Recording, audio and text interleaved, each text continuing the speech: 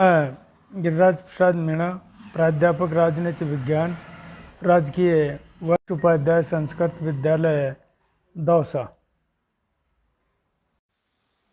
देखिए, स्वतंत्र भारत में राजनीति के अंतर्गत आज हम अध्याय 8 क्षेत्रीय आकांक्षाएं जिसका नाम है उसका अध्ययन करेंगे और आपकी राजनीति विज्ञान के आधार पर ये अध्याय 17 है।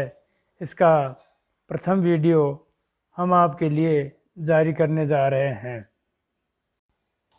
देखिए, क्षेत्रीय आकांक्षाएं और जो क्षेत्र की जो आकांक्षाएं हैं और उस राष्ट्रवाद में हमने इस अध्याय में इस बात को देखेंगे कि स्वतः कि 1980 में दशक में जब गैर कांग्रेसवादी सरकार बनी, उस गैर कांग्रेसी सरकार के क्षेत्र में यहाँ अनेक जो गतिविधियां चल रही थी, अनेक जैसे जैसे इलाकों में लोगों की भावनाएं थी, इन भावनाओं को किस हद तक पूरा किया जाए, इन संघर्षों में लोगों का आक्रमण तेवर अपनाए और बहुत सारों ने बहुत हथियार भी उठाए।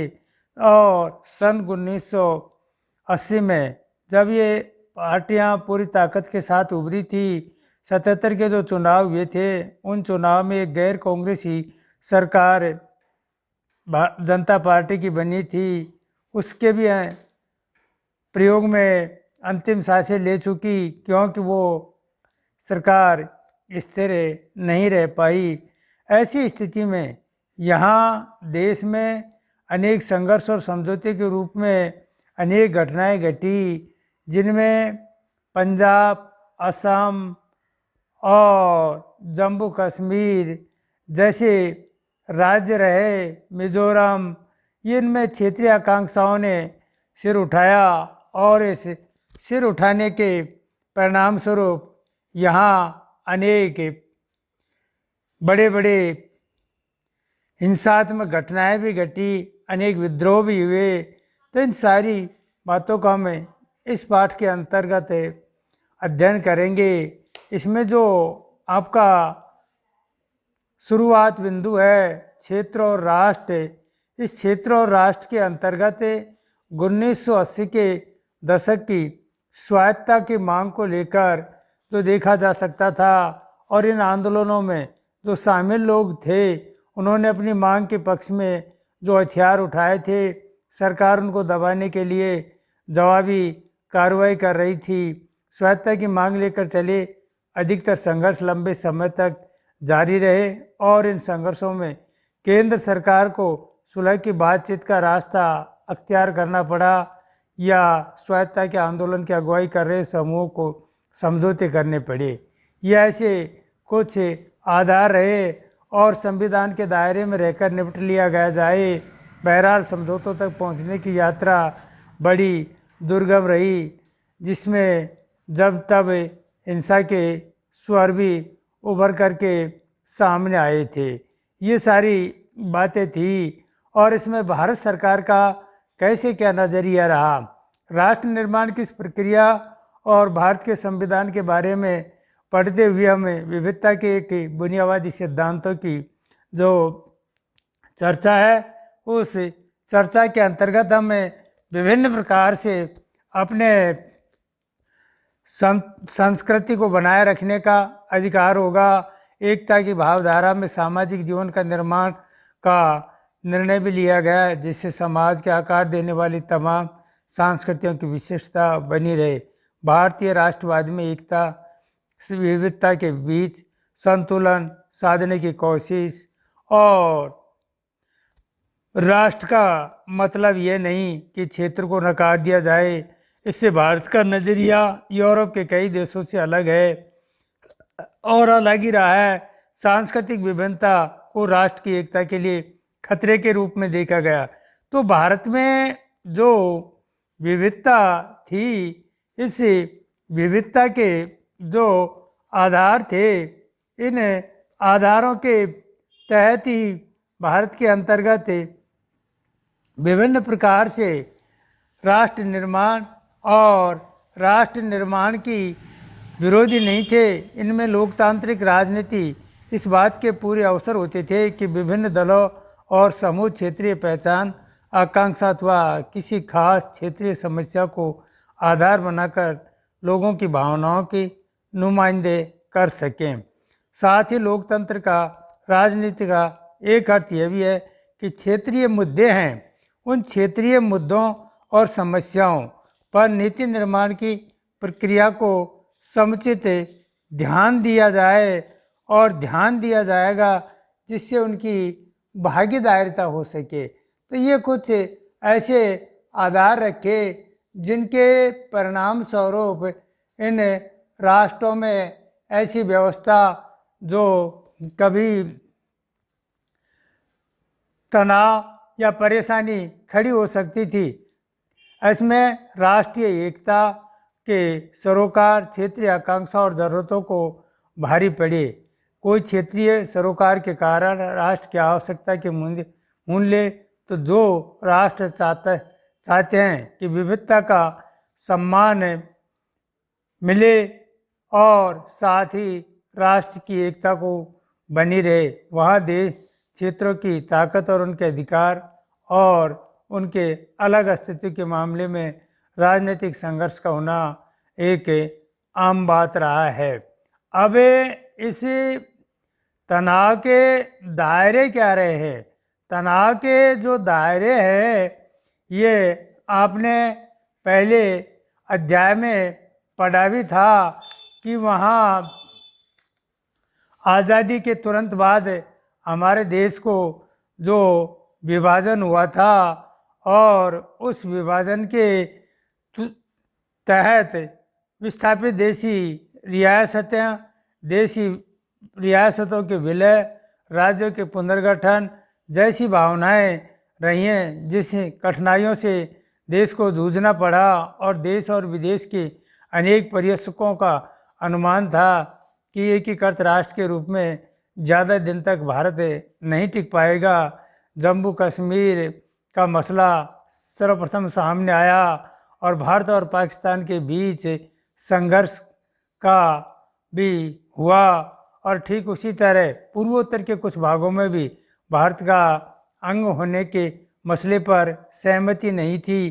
पहले नागालैंड में फिर मिजोरम में भारत से अलग होने की मांग करते हुए जोरदार आंदोलन भी चले। तो दक्षिण भारत में भी द्रविड़ आंदोलन से जुड़े कुछ समूह में एक समय अलग राष्ट्र की बातें उठाई थी। तो इन अलगाव के इन आंदोलनों के अतिरिक्त देश में भाषा के आधार पर राज्यों का गठन की मांग जन आंदोलन चले।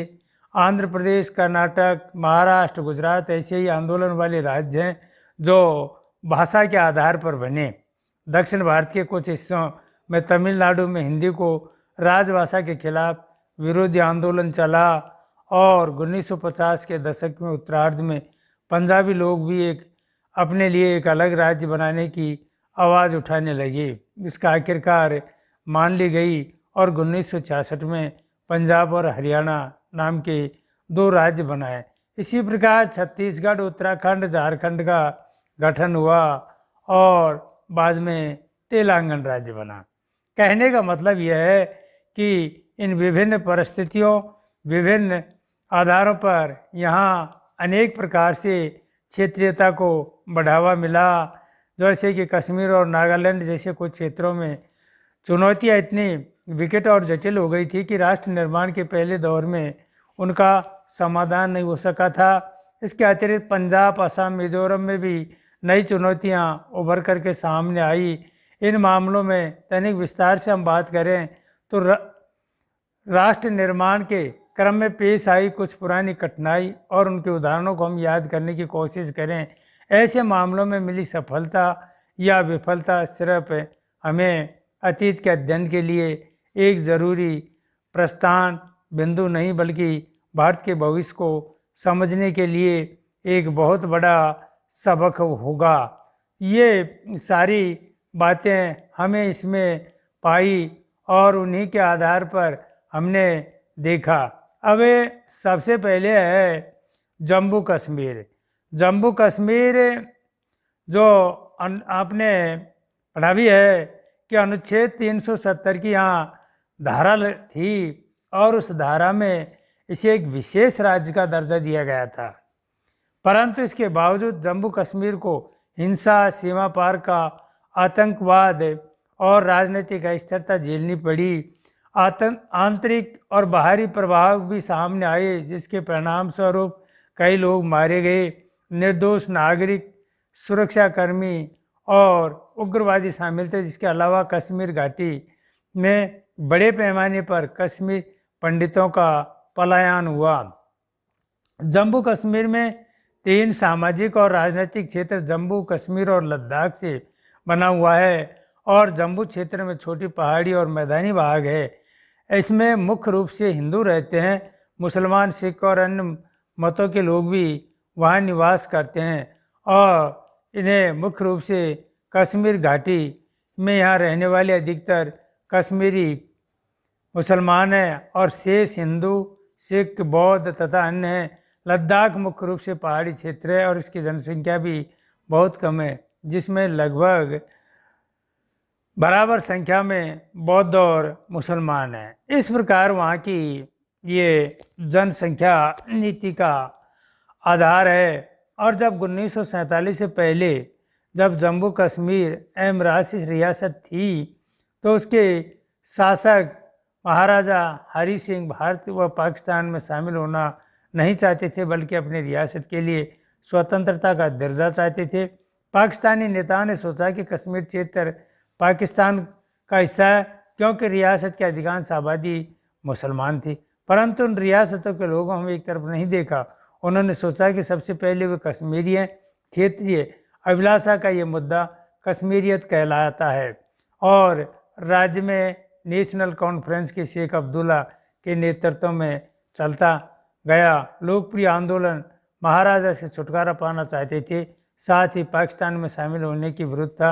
नेशनल कॉन्फ्रेंस एवं धर्म निरपेक्ष संगठन था और उसके साथ कांग्रेस के साथ लंबे संबंध थे। ऐसी स्थिति में शेख अब्दुल्ला नेहरू सहित कुछ राष्ट्रवादी नेताओं के व्यक्तिगत मित्र भी थे और अक्टूबर 1947 में पाकिस्तान ने कश्मीर पर कब्जा करने के लिए अपनी तरफ से कबाइली घुसपैठियों को भेज दिया।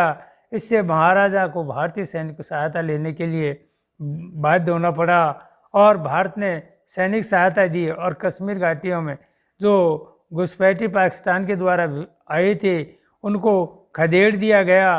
तभी महाराजा ने भारत सरकार के साथ विलय प्रपत्र पर हस्ताक्षर कर दिए थे। इस प्रकार से यह राज्य हमारे भारत का अंग बना था। लेकिन अब ये बात इसके गले नहीं उतर रही थी। किसके? पाकिस्तान के, क्योंकि पाकिस्तान एक बड़े हिस्से में नियत रूप से नियंत्रण रखना चाहता था और इसलिए इस मामले को पाकिस्तान ने अपने मसले को समाप्त करने की बजाय इस मामले को दिनांक 21 अप्रैल 1948 को अपने प्रस्ताव के मामले को निपटाने के लिए एक 3 चरण वाली प्रक्रिया की अनुशंसा की। पहला, पाकिस्तान को अपने वे सारे नागरिक वापस बुलाने थे जो कश्मीर में घुस गए थे। दूसरा, भारत को धीरे से अपनी फौज कम करनी थी ताकि कानून व्यवस्था बने रहे। तीसरा, एक स्वतंत्र और निष्पक्ष तरीके से जनमत संग्रह कराया जाए, किंतु प्रस्ताव के अंतर्गत कोई प्रगति नहीं हुई। इसी में बीच में मार्च 1948 में शेख अब्दुल जम्मू कश्मीर के प्रधानमंत्री बन गए, जबकि भारत अनुच्छेद 370 के अंतर्गत उसे अस्थायी स्वायत्ता देने के लिए सहमत हो गया था। इस समय राज्य में सरकार का मुखिया प्रधानमंत्री कहलाता था।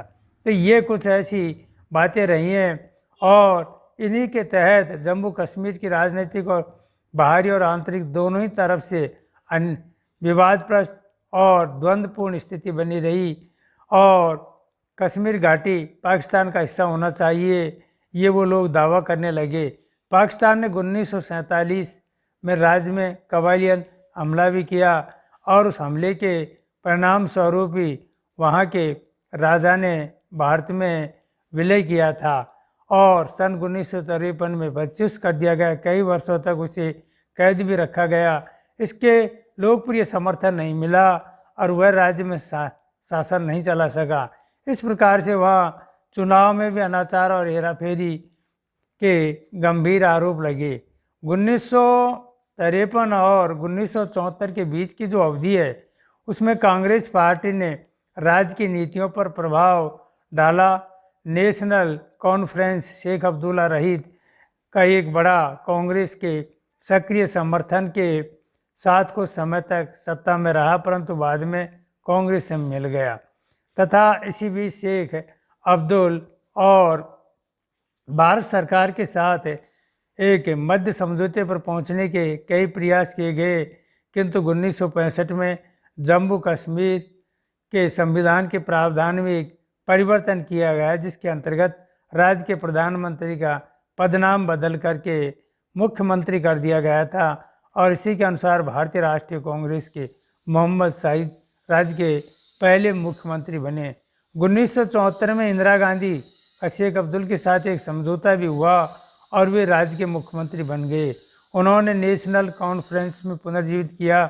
1977 के विधानसभा चुनाव में बहुमत से जीत भी हासिल की। अब्दुल्ला का 1982 में निधन हो गया।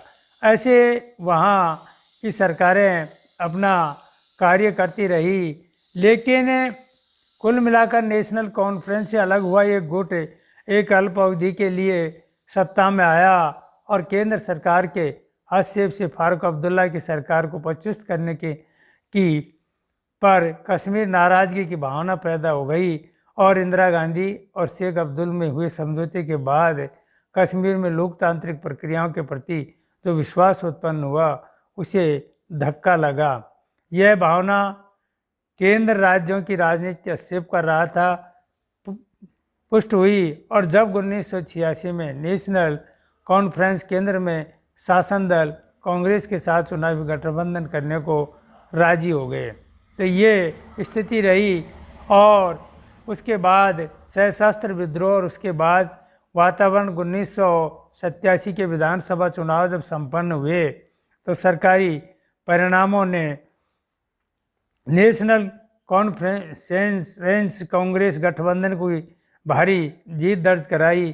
फारूक अब्दुल मुख्यमंत्री के रूप में वापस लौटे, परंतु व्यापक रूप से माना जा रहा था कि परिणाम में लोकप्रियता और काफ़ी कुछ परिणामों में जो चुनाव हुए थे उनमें जो फारूक अब्दुल्ला वापस लौटे थे और उनमें जो लोकप्रियता की झलक नहीं थी क्योंकि संपूर्ण चुनाव प्रक्रिया में गड़बड़ी हुई थी, ऐसा आरोप लगा।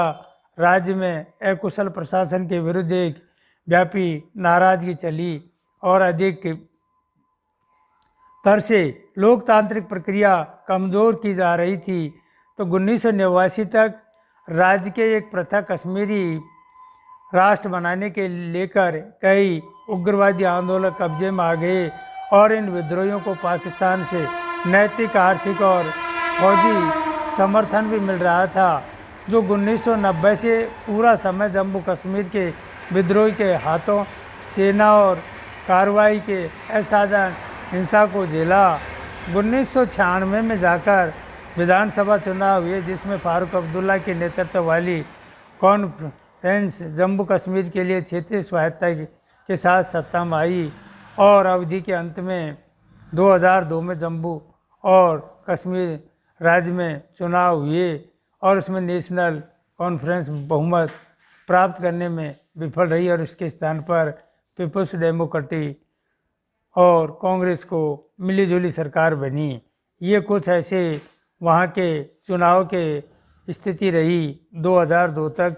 अब 2002 और उससे आगे क्या हुआ, जब इस गठबंधन के समझौते के अनुसार मुफ्ती मोहम्मद पहले 3 वर्ष सरकार के मुखिया रहे, जिसके बाद भारतीय राष्ट्रीय कांग्रेस के गुलाम नबी आज़ाद मुखिया बने, जो जुलाई 2008 में लागू हुए और राष्ट्रपति शासन के कारण अपना कार्यकाल पूरा नहीं कर पाए। इससे नवंबर दिसंबर 2008 में हुआ एक और मिलीजुली सरकार वहां बनी और इसमें 2009 में उमर अब्दुल के नेतृत्व में सत्ता में आई, परंतु राज्य के लगातार हुर्रियत कॉन्फ्रेंस द्वारा पैदा की गई गड़बड़ियों का सामना करना पड़ा। 2014 में राज्य में फिर चुनाव हुए, जिसमें 25 वर्षों में सबसे अधिक मतदान होने का रिकॉर्ड भी किया गया और परिणाम स्वरूप वहाँ पीडीपी के मुफ्ती मोहम्मद सैयद के नेतृत्व में बीजेपी के साथ एक मिलीजुली पार्टियों ने सत्ता में आई और मुफ्ती मोहम्मद सैयद के निधन के बाद उसकी बेटी महबूब मुफ्ती मोहम्मद सैयद अप्रैल 2016 में राज्य की पहली महिला मुख्यमंत्री बनी। महबूबा मुफ्ती के कार्यकाल के अंतर्गत वहाँ बाहरी और भीतरी तनाव बढ़ाने वाली बड़ी आतंकवादी घटनाएं घटी। 2018 में बीजेपी द्वारा मुफ्ती सरकार को दिया गया समर्थन वापस लेने के बाद राज्य में राष्ट्रपति शासन लागू कर दिया गया और 5 अगस्त 2019 को जम्मू और कश्मीर का पुनर्गठन अधिनियम 2019 द्वारा अनुच्छेद 370 समाप्त कर दिया गया और राज्य को पुनर्गठन कर 2 केंद्र शासित प्रदेश जम्मू और कश्मीर तथा लद्दाख बना दिया गया। इस प्रकार से वहाँ 5 अगस्त 2019 को एक कानून संशोधन करके यहाँ जम्मू कश्मीर राज्य को समाप्त किया गया। धारा 370 लागू की गई और अब जम्मू और कश्मीर को अलग अलग केंद्र शासित प्रदेश बना दिए। जम्मू और कश्मीर तथा लद्दाख भारत में बहुलवादी समाज के जीते जागते उदाहरण हैं। वह न केवल सभी प्रकार की धार्मिक, सांस्कृतिक, भाषाई, जातीय और जनजातीय विविधताएं हैं, बल्कि यहाँ विविध प्रकार की राजनीतिक और विकास की आकांक्षाएं हैं, जिन्हें नवीन अधिनियम द्वारा प्राप्त करने की इच्छा की गई है।